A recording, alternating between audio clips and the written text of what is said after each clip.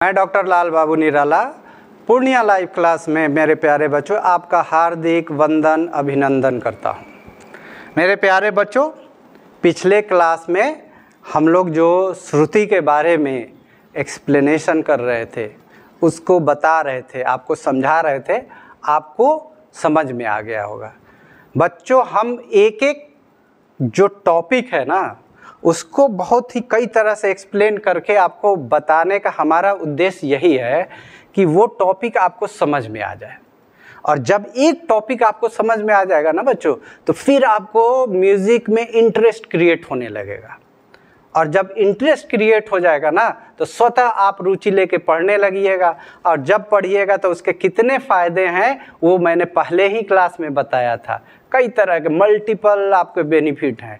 कितने गिनाएं, कैसे बताएं कि आपका दिमाग बढ़ता है, आपकी याददाश्त शक्ति बढ़ती है, कैसे बताएं कि आपका ध्यान बढ़ता है, कैसे बताएं कि आपको पढ़ने की और किसी काम को और अच्छे ढंग से करने का एक जो शक्ति है वो बढ़ती है। संगीत के कई फायदे हैं। उसी सूक्ष्मतम रूप को जब हम लोग क्या चर्चा कर रहे थे, श्रुति का। तो पिछले क्लास में हम लोगों ने ये देख लिया ना बच्चों, एकदम सारांश से कर रहे थे। स्वर हो गया, स्वर, शुद्ध स्वर कितने हैं? 7 हैं। ये स्वर के सूक्ष्मतम रूप क्या है?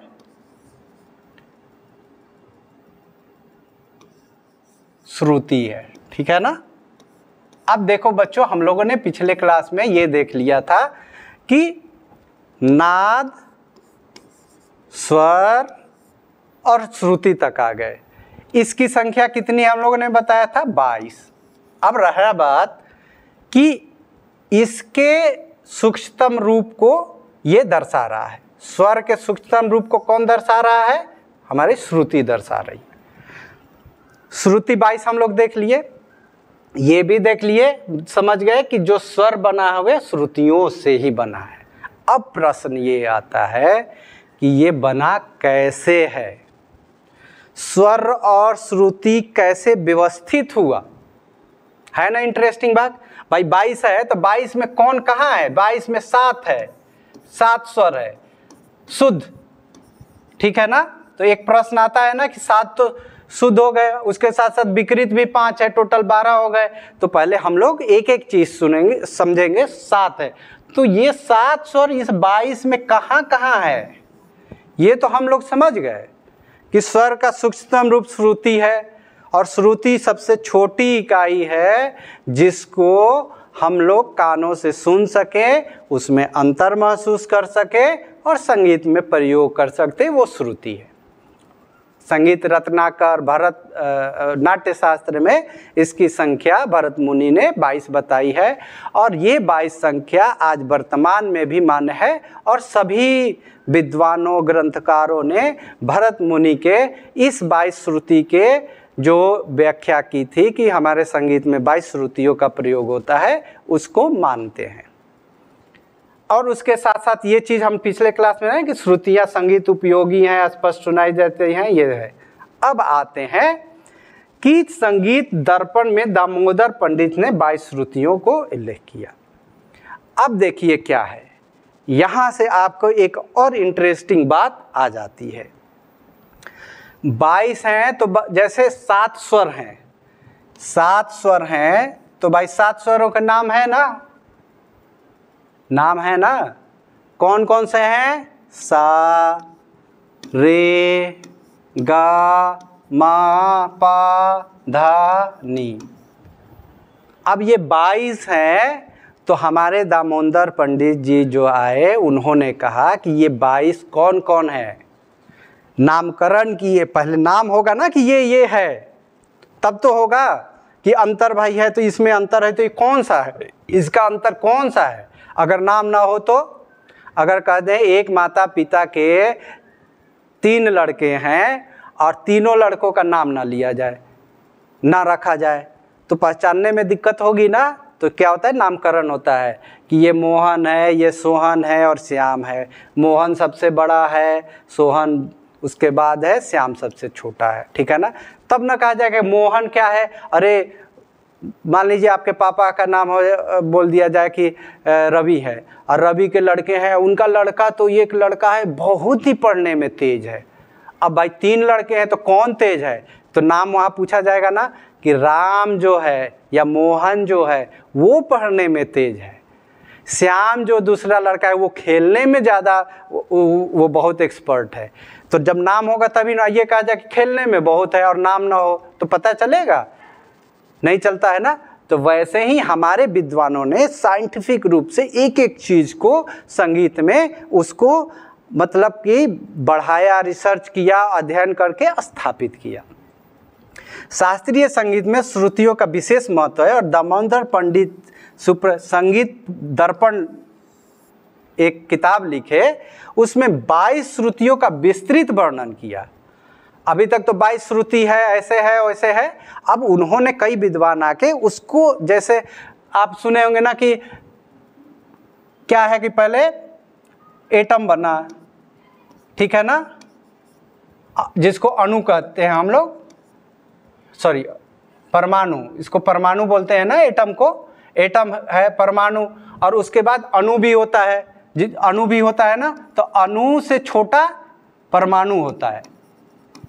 तो अणु पहले बताया गया, फिर कोई साइंटिस्ट आए, उन्होंने बताया कि परमाणु है, और एक साइंटिस्ट आए तो वो बोले कि नहीं परमाणु तो है, उसके अंदर ये न्यूट्रॉन, प्रोटॉन, इलेक्ट्रॉन होता है। एक और वैज्ञानिक आए और उन्होंने कहा कि नहीं इलेक्ट्रॉन पे माइनस चार्ज होता है। कोई और वैज्ञानिक आया तो बोले कि नहीं इलेक्ट्रॉन बाहरी कक्षा में रहता है और न्यूक्लियस में न्यूट्रॉन और प्रोटॉन होता है। कई अब और फिर नए साइंटिस्ट आए तो नई कंसेप्ट आए। वैसे ही बच्चों हमारे संगीत में स्वर विज्ञान का भी इसी तरह, ये बड़े बड़े वैज्ञानिक ही समझिए जो महान संगीतज्ञ हुए, इन्होंने अपना कंसेप्ट और अवधारणाएं रखी। तो दामोदर पंडित जी ने अपने किताब संगीत दर्पण में 22 श्रुतियों का विस्तृत उल्लेख किया, ठीक है ना। 22 हम लोग मोटा मोटी पढ़ लिए थे, मतलब क्या है, कैसे कार्य करता है, कैसे हुआ, उसका अब एक्सप्लेनेशन देखिए। तो इन्होंने क्या किया कि इन 22 श्रुतियों को नाम पहले दिया, ठीक है ना, नाम भी है 22 श्रुतियों को उन्होंने लिखा, और उसके गुण बताए कि देखिए क्या है बच्चों, देखिए ध्वनि का ऐसा मतलब प्रभाव है कि जैसे मान लीजिए हम आपको कहें अरे आपसे कोई गलती हो गई, ठीक है ना, आपने कोई गलती कर दिया, और गलती कर दिया तो हम कहेंगे नहीं मोहन तुमने गलती कर दिया बेटा, आगे से मत करना, ऐसा करना, और देखो ये अच्छी चीज़ नहीं है, इसको समझ लेना, इससे बच्चे खराब हो जाते हैं, तुम्हारा लिए अच्छा नहीं है, तुम अच्छा बच्चा नहीं कहलाओगे अगर ऐसा करोगे। तो एक ऐसे समझाने का हुआ, ये भी है। और एक कोई आया बोले अरे मोहन तुमने ये कर दिया, मारा थप्पड़, तड़ातड़, तुम ऐसे करते हो और ऐसे करते हो, तो उसका क्या होता है प्रभाव, ध्वनि ही तो है। तो उस ध्वनियों का देखिए भाव तो अलग है, उसी को समझाया तो मोहन को अच्छा लगा, और वही डांट के बोल दिए तो मोहन रोने लगा। लेकिन दोनों का कार्य का उद्देश्य तो एक ही था ना कि मोहन को सही करना है। तो वैसे ही बच्चों हमारे जो संगीत में ध्वनियाँ, जो श्रुतियाँ हैं, उसके रूप और उसके गुण और लक्षण, उसके जिसको हम लोग संगीत में रस कहते हैं, उससे रस की उत्पत्ति होती है। वीर रस, सुंदर रस, भाव रस, रुद्र रस, मतलब जो 9 रसें हैं उसकी उत्पत्ति होती है। तो वही कहा जाता है कि जो संगीत दर्पण में दामोदर पंडित जी आए, उन्होंने अब देखिए श्रुति का कैसे मतलब कि उसका उल्लेख कर रहे हैं, आप समझिए, आप मोटा मोटी भी समझ लीजिए और आप थोड़ा सा उसको डेप्थ में भी समझ लीजिए, जिससे कि आपको और इंटरेस्ट आए संगीत में। ऐसा ना लगे कि संगीत ऐसे ही विषय है और इसका कोई ज़्यादा उपयोगिता नहीं है, ऐसा आपको कतई महसूस ना हो, ठीक है ना। अब देखिए इसमें क्या कहे, ये देखिए 22 श्रुतियाँ हैं, यहाँ से स्टार्ट कीजिए, 1 2 3 4 5 6 7 8 9 10, ये सब पॉइंट है ना, ये श्रुतियाँ हैं। 12 13 14 15 16 17 18 19 20 21 और 22। अब देखिए ये 22 श्रुतियों का इन्होंने नाम दिया, ठीक है ना, ये 22 है। पहला तीव्रा, पहले श्रुति का नाम क्या लिखा? तीव्रा। दूसरा श्रुति क्या है? कुमुदुती। ये नाम है, 22 श्रुतियों का नाम है। ये नाम देखिए, अभी आप लोगों को थोड़ा सा समझ में आ रहा होगा कि अरे थोड़ा सा अब लेंदी हो रहा है, लेकिन इस 22 नामों का आप देखिएगा आगे का जब हम इसको एक्सप्लेन करेंगे तब आपको समझ में आए कि इसके नाम का क्या उपयोगिता है, क्यों नाम रखा गया और कैसे हम स्वर को और अच्छे से उसके सूक्ष्मतम रूप को डिफाइन कर पाएंगे। ठीक है ना। अब तीव्रा है। अब इन्होंने इस तीव्रा के गुण को भी बताया, इस छोटे से गुण को, कि तीव्र और प्रखर स्वभाव की ये श्रुति है। इसका गुण क्या है? तीव्र और प्रखर। कुमुदती कोमल मृदु स्वभाव की श्रुति है। हर ध्वनि का एक अपना अपना एक रस उत्पत्ति होता है बच्चों। जब आप लय और ताल और जब ये आप पढ़ेंगे ना राग, जब जानेंगे ना, तो सब में रस उत्पत्ति, भाव उत्पत्ति, और भाव और रस एक ऐसी चीज है जो मनुष्य को बहुत अच्छा लगता है। ठीक है ना। तो ये देखिए इसके गुण है। मंदा, तीसरी ध्वनि श्रुति का क्या नाम है? पहले नाम देख लीजिए। तीसरी श्रुति का नाम है मंदा, चौथा का छंदोवती, पांचवी श्रुति का नाम है दयावती, छठा श्रुति का रजनी, सातवां का रक्तिका, आठवां श्रुति रौद्री, नौवां श्रुति क्रोधा, 10वीं श्रुति ब्रजिका, 11वीं श्रुति प्रसारणी, 12वीं श्रुति प्रीति, 13वीं श्रुति का क्या नाम है? मर्जनी, 14वीं श्रुति का नाम है छति, 15वीं का रक्ता, 16वीं का संदीपनी, 17वीं की अलापनी, फिर मंदती, 18वीं, 19 को रोहिणी, 20 का रम्या, 21 को उग्रा और 22वीं श्रुति है शोभनी। मतलब कि तीव्रा से शुरू होकर शोभनी, ये 22वीं अंतिम श्रुति है। इन्हीं श्रुतियों के बीच में हमारे स्वर सातों हैं। अब उसका हम नेक्स्ट में आपको एक्सप्लेन करके बताएंगे। अब देखिए बात ये आती है, अब इसके गुण भी देखिए। रंजनी मन को प्रसन्न करने वाली श्रुति है। रक्तिका प्रेम और अनुराग भाव को उत्पन्न करती है। मैंने एक उदाहरण देकर आपको समझाया ना कि अगर ये बच्चा है तो अच्छे से समझाएंगे तो उसके मन में भाव आएगा कि नहीं अच्छे से। अगर डांट देंगे तो उसके मन में दूसरे भाव आएंगे, अरे हमें गलती हो गया, मारते हैं। एक कोई टीचर मार के समझाते हैं तो आप लोग होते हैं ना, अरे सर तो मारते हैं तो आप डरते हैं, उनके लिए भाव अलग होता है। और एक वही सर हो कि बड़ा प्यार से, गलती वजह नहीं बेटा ऐसे, तो आप लोग के मन में बड़ा रहता है, अरे सर ये तो बड़ा प्यार से कहते हैं, बड़े अच्छे टीचर हैं। तो कहने का अर्थ है वो भी सर सही है, ये भी सर सही है, लेकिन भाव अलग है, लेकिन उद्देश्य एक ही है कि आप अच्छे हो जाए। वैसे ही जो ध्वनियाँ होती हैं उनके अलग अलग हैं, रूप होते हैं। अब वो जो भाव जो होते हैं वो देखिए ध्वनि और नाद से ही होते हैं ना, कि तेज बोल दिया, कम कर दिया, तो उसके अर्थ और भाव अलग हो जाते हैं। ठीक है ना। अब रौद्र रस, 8वीं रौद्री का रौद्र रस। कभी कभी देखते हैं ना संगीत में कहा जाता है, रुद्र रूप दिखाया जाता है, तो ये क्या है? रौद्र रूप है। देखिएगा जब भगवान शिव का या तांडव रूप होता है तो पका ऐसा लगता है कि वीर रस है। अब वही तो ये क्या है? ये थोड़ा सा श्रृंगारिक आ जाता है, कथक में लगी लड़ी उड़ करते हैं। तो ये सब क्या है कि ये सब शब्द से क्या होता है कि अलग अलग भाव है। वैसे ही ये जब प्रदर्शित करते हैं तो अलग अलग भाव उत्पन्न होते हैं। उसका भी अध्ययन हम लोग शास्त्रीय संगीत में करते हैं, इसीलिए ये जो संगीत हो जाता है शास्त्रीय हो जाता है। आपको ये भोजपुरी के संगीत में इतने ज्ञान नहीं मिलेंगे कि ये 9 रस है, कैसे उत्पन्न होता है। आजकल तो दूसरे ही तरह के केवल शब्द प्रधानता संगीत हो गया है, और शब्द में भी वैसे श्रृंगारिक संग जो है सामाजिक, जिसके मतलब कि सुनना भी एक शब्द आदमी नहीं पसंद करता है, वैसे शब्द डाल देते हैं लोग। तो ये इसीलिए हम लोग का ये शास्त्रीय संगीत जो है बहुत ही प्योर और शास्त्रात्मक और बहुत अच्छा संगीत है। ठीक है ना। क्रोध भाव को प्रदर्शित करने वाली श्रुति। ब्रजिका वेग और तीव्र गति को करती है। प्रसारणी विस्तार और फैलाव को दिखाती है। ठीक है ना। प्रीति प्रेम और स्नेह भाव वाली श्रुति है। मर्जनी शुद्ध और परिष्कार वाली श्रुति है। छति जो है स्थिरता प्रदान करने वाली है, मतलब कि गंभीर एकदम, ओम ध्यान धीर गंभीर। ठीक है।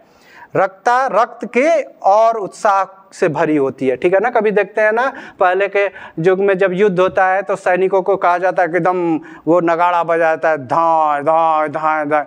क्यों बजाया जाता है? वो भी नाद है, संगीत में ही तो प्रयोग हो रहा है वाद्य यंत्र से। क्यों? उसका रूप ये था कि सैनिकों में उत्साह आए, एकदम ऊर्जा का संचार हो। देखते हैं हम लोग का आजकल मिलिट्री में भी बिगुल और परेड मार्च होता है तो देखते हैं वो वाद्य बजता है, 1 2 3 डा डा डा डा डा, इस रिन पे फिर हमारे सैनिक परेड करते हैं। क्यों होता है? उस संगीत, वो भी तो वाद्य यंत्र है ना, और वो वाद्य यंत्र है वो भी नाद है, नाद है तो उसमें भी श्रुतियाँ हैं। तो उसका क्या है रूप? उसका क्या है? उत्साह होता है, एकदम लगता है कि सैनिक हैं तो उनमें उत्साह आता है। उसको आप सुनिएगा ना, आप में एनर्जी आएगा और लगेगा कि अरे युद्ध में जा रहे हैं तो साहस के साथ एकदम लड़ेंगे। तो ये प्रभाव है हमारे संगीत का, ठीक है ना। रक्ता उत्साह भरी हो गए, संदीपनी उत्साह के साथ प्रेरणा भी देती है, प्रेरणा भी देती है। आलापनी आलाप के लिए प्रयुक्त की जाती है, मंदती मंदन और कोमल स्वभाव की है, रोहिणी उत्थान और विकास के लिए, ठीक है ना। रम्या सुंदर और मोहनी स्वरूप है, उग्रा तेज और प्रखर स्वभाव का है, और क्षोभनी मन को क्षोभ उत्पन्न करने वाली श्रुति है। ये 22 श्रुतियाँ हो गई और 22 श्रुतियों के नाम हो गए। 22 श्रुतियों के ज्ञान रागों का निर्माण, गायन, अतन्मोधन, शास्त्रीय संगीत में इन्हीं श्रुतियों को स्वर की स्थान। अब देखिए बच्चों, इन्हीं श्रुतियों पे 7 स्वर की स्थापना हुई है। अब मैं आपको एक फॉर्मूला बता रहा हूं जो किताब उताब में बहुत कम मिलेगा, इसको याद रखिएगा। एक फॉर्मूला क्या है? 4 3 2 4 4 3 2, ठीक है ना। इसको याद रखिएगा, एकदम उल्टी 4 3 2, इसके बाद 4 4 लगा दीजिएगा और 3 2, याद हो गया। इसको याद करने का एकदम छोटा सा ट्रिक है, ये 22 श्रुतियों में आप भुलाएंगे नहीं, ठीक है ना। टोटल गिनिएगा 22 हो गया, 4 3 2 4 4 3 2, टोटल कीजिएगा ना प्लस करके, ये टोटल 22 आएगा। अब देखिए इस फॉर्मूला से आपको याद भी हो जाएगा और ये पता चलेगा कि कौन सा स्वर किस श्रुति पे है। फिर से याद रखिएगा, ये ट्रिक है, मैं आपको ट्रिक बता रहा हूँ। 4 3 2 4 4 3 2, ठीक है ना, ठीक है ना। 4 3 7 2 9, फिर 9 4 13 और 3 17 और 3 20 और 2 22, ठीक है ना, टोटल है, ठीक है ना। 4 3 2 4 4 3 2, याद हो गया। अब चलिए आते हैं हम, अब देखिए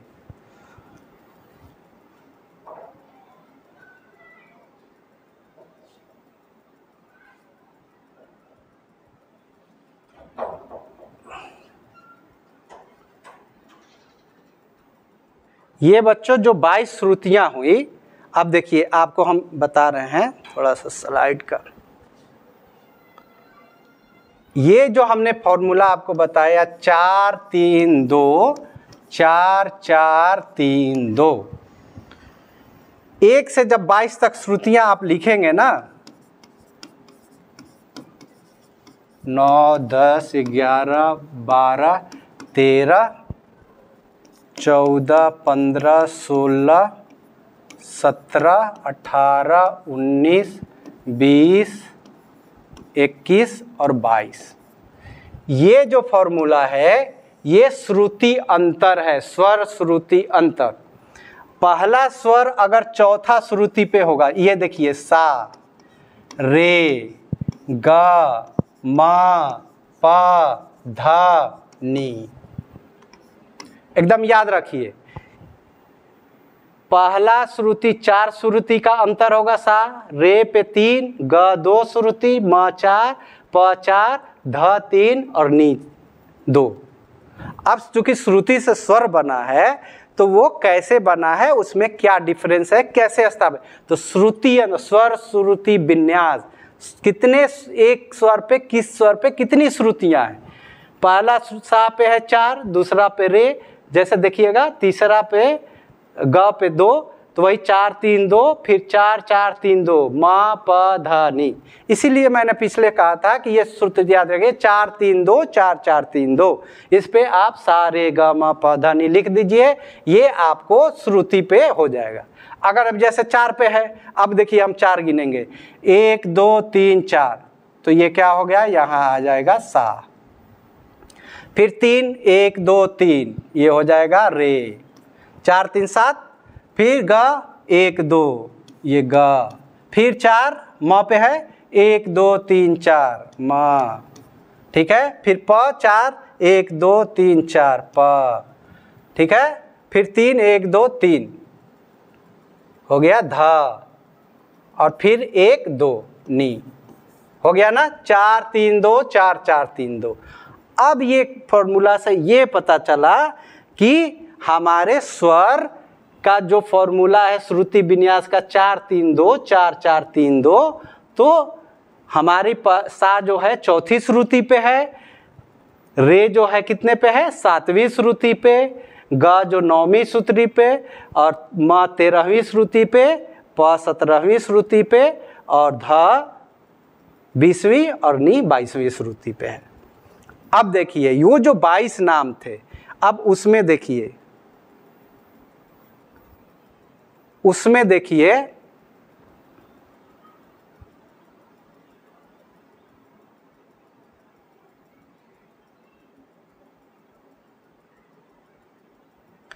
तो ये आपके हो गए, ठीक है ना।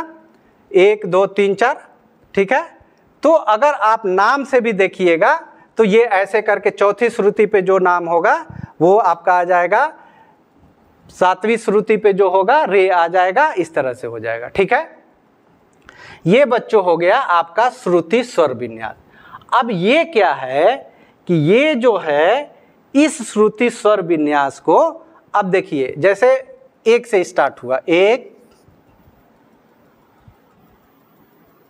2 3 4 5 6 7 8 9 10 11 12 13 14 15 16 17 18 19 20 21 22।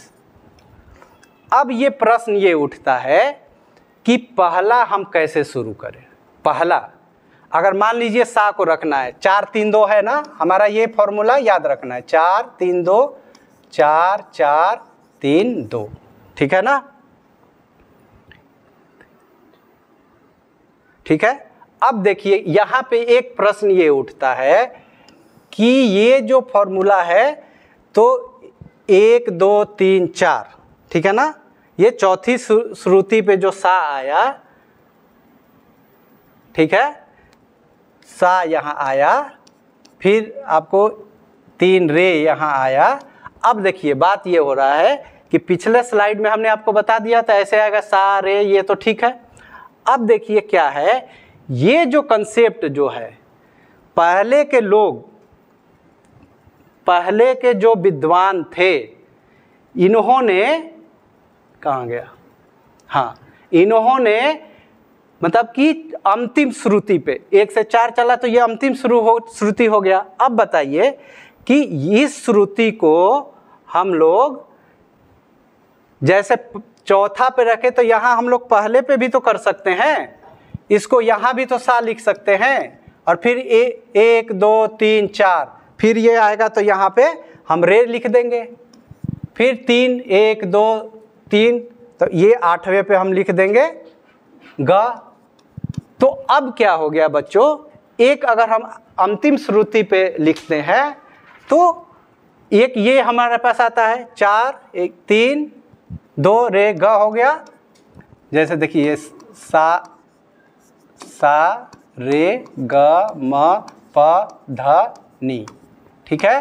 तो 1 2 3 4 हो गया, रे हो गया 3 2 ग 1 2 3 4, फिर हो गया सा, ग के बाद म, ये हो गया म, ठीक है ना। 4 3 2 4 4 1 2 3 4, फिर हो जाएगा ये प, फिर 4 4 3 1 2 3 प ध, और ये हो गया नी। इसके अनुसार क्या हुआ कि हमारे लास्ट श्रुति पे स्वर आया। अब देखिए प्रश्न ये उठता है बच्चों कि इस तरह से है, और हम इस तरह से भी तो लिख सकते हैं कि 1 से स्टार्ट करें 1 2 3 4, फिर 4 श्रुति का अंतर हो गया, फिर 3, देखिए रे का क्या होगा 1 2 3, 3 श्रुति का ये हो गया, फिर ग ऐसे करेंगे तो देखिए ऐसे ही करके ग जो आएगा 10वीं श्रुति पे आएगा, 2 हो गया। तो देखिए यहाँ क्या हुआ, कि प्राचीन और मध्य काल में जितने विद्वान थे उन लोगों ने ये कहा कि अंतिम श्रुति पे स्वर बैठा हुआ है। स्वर कहाँ है? 22 श्रुतियों पे 4 3 2 7, 4 श्रुति का, रे 3 श्रुति का, ये क्लियर हो गया। तो ये कहाँ पे है? तो प्राचीन और मध्यकाल, जैसे भरत मुनि हो गए, संगीत रत्नाकर हो गए और कई लोग हैं, दामोदर पंडित हो गए, नाम हम बताए थे, उन सभी लोगों ने ये कहा कि ये नीचे वाला जो है, मतलब कि लास्ट श्रुति पे हमारा स्वर बैठा हुआ है। लेकिन एक ये भी कंसेप्ट बनता है कि अगर हम पहले श्रुति से स्वर को बैठाना शुरू करें तो वो स्वर श्रुति विन्यास अलग बनता है। तो ये प्रश्न आता है कि प्राचीन काल में कैसे श्रुतियों का विन्यास है, पहले श्रुति पे या अंतिम श्रुति पे? तो अंतिम श्रुति से। देखिए इसके लास्ट में आ रहा है ना। और अगर ये नई पद्धति जो वर्तमान काल के विद्वान भातखंडे जी आए, ठीक है ना, वर्तमान आधुनिक काल भी जिसको कहते हैं, ठीक है ना, उसको आप वर्तमान में ही कर लीजिए। वर्तमान समय में जो है, जो भातखंडे जी आए वो बोले कि नहीं 22 तो ठीक है, ये 4 4 4 3 2 4 4 3 2 ये भी ठीक है, लेकिन जो ये लास्ट श्रुति पे जो आप लोग रखे हैं ये ठीक नहीं है, हमारे अनुसार पहले श्रुति से शुरू कीजिए। अब पहले श्रुति से जब आप सुनिएगा, देखिए तो पहला आ जाएगा तिब्रा पे, अगर पुराने देखिएगा तो सा किस पे आएगा? छंदोवती श्रुति पे। लेकिन वर्तमान काल में जो उन्होंने स्थापित किया तो सा इस पे आया, रे आया आपको 5वीं पे, ग जो आया देखिए रौद्रा है वो 8वीं पे, ठीक है, ब्रजिका पे आया 10वीं पे म, फिर उसके बाद देखिए प आया छति जिसको बोलते हैं 14वीं पे, 1 2 3 4 14वीं पे, ये ऊपर होगा, ऊपर ग म, ठीक है, 4 3 2, फिर उसके बाद आपका आ जाएगा 18वीं पे ध, ऊपर की तरफ रखेंगे, और नी आएगा 21वीं पे। अब नी आया तो फिर उसके बाद 2 श्रुति का अंतर होना चाहिए, तो देखिए 22, 21 के बाद 22 और फिर 2 श्रुति का अंतर हो गया। तो 4 3 2 और 4 4 3 2 ये भी तो हमारा कंसेप्ट में ये चीज़ आ रहा है। तो आधुनिक काल में क्या हुआ बच्चों कि जो हमारे भातखंडे जी आए तो उन्होंने ये कहा कि ये श्रुति विन्यास जो है अंतिम श्रुति पे जैसे ये आ रहा है इस पे ना होके इसके ऊपर पहले से करें। और ये जो प्राचीन और मध्यकाल के थे वो लोग कहे कि नहीं अंतिम श्रुति पे है, और इन्होंने कहा कि पहले श्रुति से प्रारंभ है। तो कुल मिला के देखिए आपका सारांश समझ में आ गया कि 4 3 2 4 4 3 2 ये है मतलब कि प्राचीन और मध्यकाल के ग्रंथकारों ने श्रुति के अंतिम श्रुति पे स्वर को स्थापित किया, ठीक है ना। अंतिम से 4 4 करके देखिए 22 तक आया, और वर्तमान युग में जो कह पाए पहले श्रुति से स्वर को स्थापित करना शुरू किया। तो अलग अलग आया, लेकिन अब ये वर्तमान काल वाला प्रसिद्ध है। तो प्रश्न आते हैं, प्रश्न आएगा कि वर्तमान समय में किस श्रुति पे स्वर की स्थापना प्रारंभ हुई? तो पहले श्रुति से। और ये भी प्रश्न आ जाएगा कि प्राचीन काल में श्रुति स्वर विन्यास किस श्रुति से प्रारंभ थी? तो अंतिम श्रुति से, ठीक है ना। जब प्रारंभ करते हैं तो अंतिम। तो इस तरह से बच्चों आपको स्वर के सबसे सूक्ष्मतम रूप श्रुति और श्रुति के ऊपर कैसे स्वर व्यवस्थित हैं ये चीज़ आप समझ गए होंगे और आपको समझ में आ गया होगा।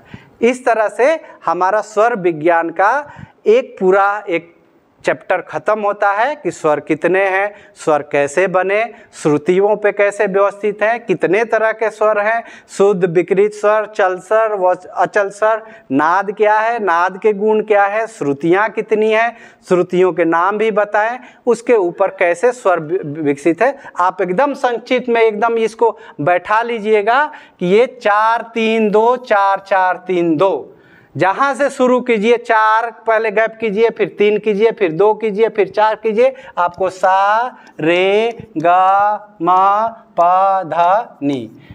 ये भी कभी प्रश्न आ जाएगा कि म कितने श्रुतियों पे बैठा है, तो 4, प कितने पे है 4, ग कितने पे है 2। एकदम आपको पूरा डिस्क्रिप्टिव रूप से भी बता दीजिए, ट्रिक भी बता दीजिए, आपको शॉर्ट रूप भी बता दीजिए याद करने का। बच्चों आपको समझ में आ गया होगा। मैं धन्यवाद करता हूं, आप लोग इस म्यूजिक क्लास में जुड़े रहे। अगले क्लास में पुनः मैं एक इंटरेस्टिंग टॉपिक के साथ मैं डॉक्टर लाल बाबू निराला आपका म्यूजिक शिक्षक पुनः हाजिर होऊंगा। तब तक के लिए धन्यवाद।